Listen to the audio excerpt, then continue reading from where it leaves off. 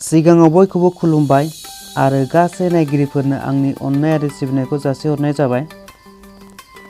लोगोसे दिनैनि गोदान भिडिअ आरो गोदान YouTube चेनेल डिजिटेलबोड YouTube चेनेलाव बयखौबो फिन खेबसे बरायहरनाय जाबाय आरो दिनैनि बे फार्स्ट भिडिअखौ जोबजासिम नायलांनो थाखाय गुरै खावलायनाय जाबाय। दिनैनि भिडिअआव आं YouTube हेन्डेलनि सोमोन्दै एसे फोरमायगोन। YouTube हेन्डेला YouTubeजों दिहुनजानाय बे हेन्डेल माने सर्ट फर्म जायो।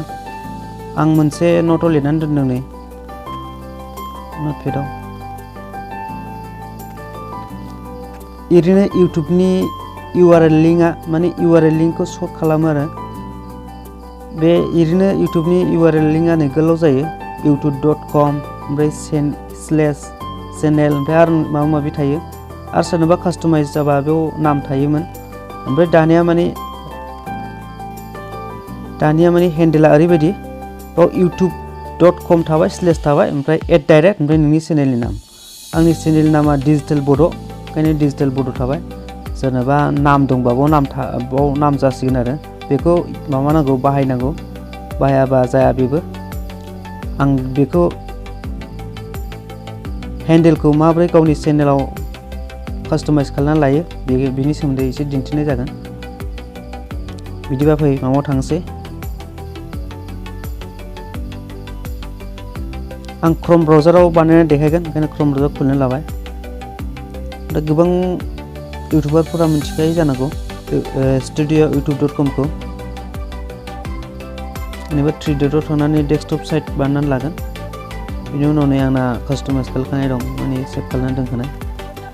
थांबाय studio.youtube.com बेयाव थांबाय आङो। नैबे आंनि चेनेल ओंखारबाय। ओमफ्राय हेन्डेलखौ एप्लाइ खालामोबा नैबे खनायाव नैबे कास्टमाइज नैबे डलार सिननि गाहायनियाव कास्टमाइजआव सेरबाय। बेखौ सेरनानै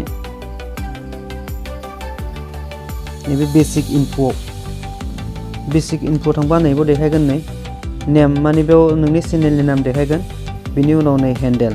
आं हेन्डेलखौ सिलेक्ट खालामखाबाय, आंना कास्टमाइज खालामखानाय बेनिखायनो बेयाव देखायबाय नै।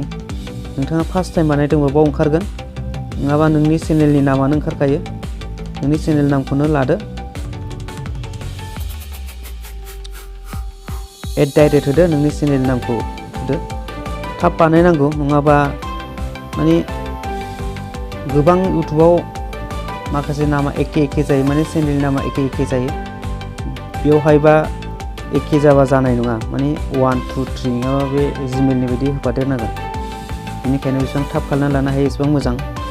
नोंथाङा बानायाखैबा बानायना लादो थाबैनो, नङाबा नोंनि मुङै सोरबा चेनेल खुलि खालामदोंबा सोरबा लादोंबा अब्ला नोंहा 1 2 3 होफादेरनांगोन। बावनो नैबाव थुदो, बाव माबादो थुदो। ओमफ्राय नैबे गाहायाव ओंखारखाबाय नै www.youtube.com/@digitalbodo बे आंनि चेनेलनि नाम नालाय बे चेनेलनि नाम ओंखारबाय। ओमफ्राय नैबाव खनायाहाय पाब्लिश दं, बाव सेभ खालामदो, होमबानो जाबाय। होमबा दिनैनि भिडिअ बेनोमोन।